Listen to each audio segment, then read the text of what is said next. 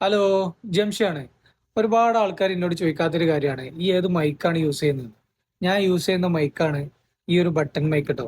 ഇതൊരു ചൈനന്റെ സാധനമാണ്, ഓൺലൈനിൽ നിന്ന് വാങ്ങിയതാണ്. വലിയ കുഴപ്പമൊന്നുമില്ല. പക്ഷെ സൗണ്ട് ഇത് എത്രത്തോളം ഉണ്ട് എന്നുള്ളത് ചെക്ക് ചെയ്യാൻ വേണ്ടിയിട്ടാണ് ഞാൻ ഈ വീഡിയോ ചെയ്തിട്ടുള്ളത്.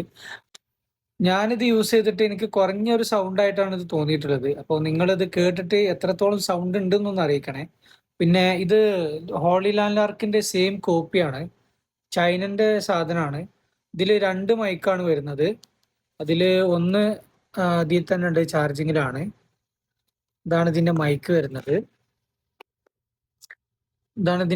വരുന്നത്. ഇതൊരു മാഗ്നറ്റ് ആണ് കേട്ടോ. മാഗ്നറ്റ് ആണ് ഇത്. നമുക്ക് ഷർട്ടിന്റെ ഇവിടെ ഇങ്ങനെ ലോക്ക് ചെയ്യാൻ പറ്റും. എവിടെ വേണമെങ്കിലും ലോക്ക് ചെയ്യാം. അത് അത്ര പെട്ടെന്ന് പോകുന്നില്ല കേട്ടോ, നല്ല സ്ട്രോങ് ഉള്ള സാധനമാണ്. പിന്നെ ഇതിൽ നോയ്സ് റിഡക്ഷൻ ഉണ്ട്. ഇതിപ്പോ നോർമലിലാണ് ഇത് പോയിക്കൊണ്ടിരിക്കുന്നത്.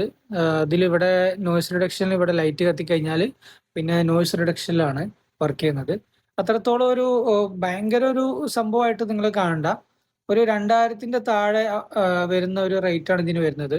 ഇതുപോലത്തെ ഒറിജിനൽ സാധനം വാങ്ങുകയാണെങ്കിൽ ഏകദേശം 10,000 ഒക്കെ വരുന്നുണ്ട്.